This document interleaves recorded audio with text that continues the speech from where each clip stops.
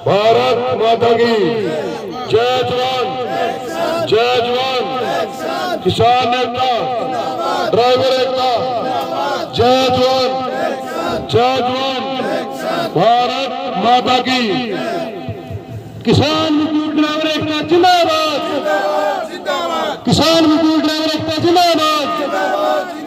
पहले लड़े थे गौरव से जोरों से पहले लड़े थे गौरव से पहले लड़े थे गौरव से हमारी मांगे पूरी करो कड़े कानून रद्द करो कड़े कानून रद्द करो किसान मजदूर ड्राइवर एकता जिंदाबाद हमारा भाईचारा जिंदाबाद क्षत्रिय बिरादरी भाईचारा जिंदाबाद लड़ेंगे लड़ेंगे लड़ेंगे किसान मजदूर ड्राइवर एकता जिंदाबाद पहले लड़े थे गौरव से पहले लड़े थे गौरव से किसान मजदूर एकता जिंदाबाद हमारा भाईचारा जिंदाबाद ड्राइवर एकता जिंदाबाद।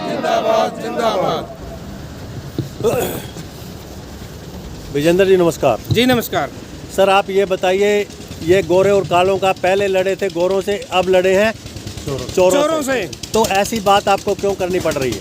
क्योंकि जो बीजेपी सरकार का राज है ये लुटेरों की सरकार है। इसका मकसद देश को लूटकर दो घरानों को सौंपने का है। ये गरीब को, किसान को, मजदूर को कुचलने का काम कर रही है। पहले इसने किसान को कुचलने की कोशिश करी, किसानों की ज़मीन हड़पने की कोशिश करी, जो अडानी अंबानी को देने का काम कर रही थी। किसानों ने 13 महीने लगातार दिल्ली के अंदर संघर्ष करा और उसमें अपनी कामयाबी हासिल करी। अब ये गरीब ड्राइवरों का शोषण कर जो कानून लेकर आई है ट्रेनिंग, उसमें ड्राइवरों को अपने घर बिठाकर और उनका जो काम है, जो छोटा ट्रांसपोर्टर है, उसका काम को हड़प कर अडानी और अंबानी के अंदर देने का काम कर रही है। इसलिए लुटेरों और चोरों की सरकार है। विजेंद्र भाई, सरकार तो ये कह रही है कि जब तक हमारा इनके आपस में ट्रांसपोर्टर के साथ सहमति नहीं होती तब तक हम इन कानूनों को लागू नहीं करेंगे, लेकिन फिर भी आप बैठे हुए हैं। लेकिन सरकार सहमति करने को तैयार तो नहीं है ना। सरकार का कोई बुलावा तो नहीं है ना सहमति करने के लिए। जो लिखित में और जो भी राष्ट्रीय संयुक्त मोर्चा है जो संघर्ष कर रहे हैं, उनको तो बुलाने का कोई अभी तक न्योता सरकार की तरफ से नहीं आया है। जो सरकार के अधीन काम करने वाली संस्था है उसी को सरकार बुलाती है और उसी से अपना समझौता करवा लेती है। क्या जो संस्था, जो आप लोगों की यूनियन है, जो सरकार के साथ मिलकर बात करती है, तो वो बीजेपी सरकार की यूनियन है? बीजेपी सरकार की जो संघर्ष करने वाली यूनियन है वो बीजेपी सरकार की यूनियन नहीं है, वो किसी पार्टी की यूनियन नहीं है। जो गैर राजनीतिक संगठन है वही संघर्ष करते हैं, और अगर सरकार ने कोई समझौता करना तो उन्हीं को बुलाकर उन्हीं से समझौता करे। नहीं, सरकार तो ये कहती है कि सभी ट्रांसपोर्टर जाएं और मेज पर बैठ करके आमने सामने बात करें। सभी को सरकार नहीं बुला रही है ना। सरकार तो जो उसके अधीन काम करने वाली संस्था उसी को बुलाती है।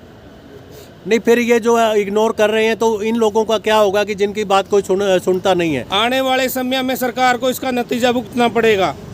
देश में एक दिन पूरे देश में ऐलान होगा, सभी संगठन एक साथ ऐलान करेंगे और पूरा देश में चक्का जाम करेंगे।